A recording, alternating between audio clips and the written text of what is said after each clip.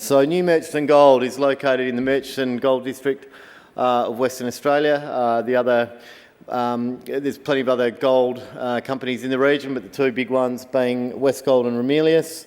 And we're in a very prospective greenstone belt called the Abbott's Greenstone Belt, just to the north of Murchison. NMG has a shallow high-grade resource of 280,000 ounces at 4 grams at our flagship project within the Abbott's Greenstone Belt called Crown Prince. We recently released an open pit ore reserve estimate, so that was in January, of 140,000 ounces at almost 5 grams for this Crown Prince project. We expect there to be an underground below the pit, and we'll go through that further on in the presentation. But in addition to our ore reserve and our ore resource or mineral resource, we also have 677 square kilometres of ground in this really prospective belt. So we expect the project to continue to grow. So just a little bit on our capital structure. We're capped at around 85 million, which we think is a very good entry price and entry valuation for people, given that we'll be in production later this year. We're well funded for the time being with our pre-production activities going on.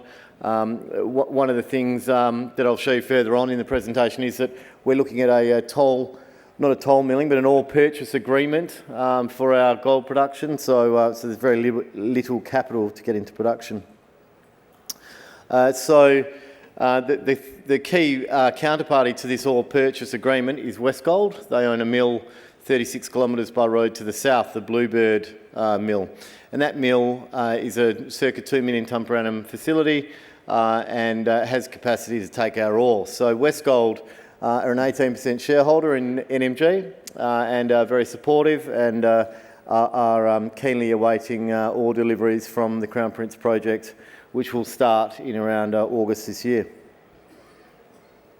So we have this is an image of the resource, a high-grade resource down to around 200 metres below surface, with several zones that you'll hear me talk about, main zone and southeastern zone.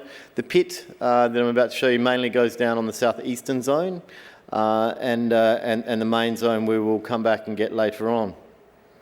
So the open pit ore reserve showed that we can generate $226 million of pre-tax cash flow over 30 months from a single pit, assuming a gold price of $4,385. So it's robust at gold prices well lower than that. We actually, our cut-off was using 3,250 Aussie dollars an ounce. Capital expenditure very low, just $5.5 million to get into production, given that we are not building our own mill. So I'll just show you a few images and a bit of a fly-through of the project. So you can see here where we sit relative to the Bluebird mill. We're close to the Great Northern Highway, 12 kilometres off the Great Northern Highway to the north of Murchison, and 36 kilometres by road to Bluebird mill. So just zooming in on the project, this is an image of our pit shell and site layout. So haul roads, room for crushing and sampling plant. So we'll crush and sample before we send to Westgold. We get paid based on an agreed contained gold value in ore that we sell them, and we do the crushing and sampling on site. You can see there's a creek drainage to the north of us, and that constrains our pit to the north. Otherwise, the pit would in fact go deeper. So we'll talk about that in a second. So just the results of the recently announced feasibility study. So this is cash flow by month. I'm not sure how clear that is up the back, but basically we spend money on starting to mine and mining contractors and crushing contractors. The numbers on the left show that we spend about two and a half a month, going to about 5 million a month, and then we turn cash flow positive as we start selling ore to Westgold in around September, with the maximum cash negative position being $22 million, and then we go on to make $10 million a month pre-tax free cash flow for a good year and a half and beyond. The life of the pit is 30 months. we mine around 5 metres per month, 1 bench per month. This is just a summary of the cash flows again and the feasibility study. So this is just looking at our first 6 months. So you can see here that we mine a cap rock which goes around 1 gram per tonne, then we're getting into some high grade 2 to 3 gram per tonne material, and some of the material there is up to 5 grams. This is after a year. We're well and truly into 5 gram to 6 gram material. A big part of our production profile is delivering 6 gram material to Westgold. This is after 18 months, so following that high grade southeastern zone down. This is after 24 months, and so on. So, as I was saying before, the upside to this project and to those pretty impressive financials as a base case is this area that's impacted by the Garden Gully Creek and the bit that we can't get to via an open pit. So there's around 140,000 ounces that's sitting there, and we have a plan to get to that after the pit, or in the latter stages of the pit. And I'll just run through that now.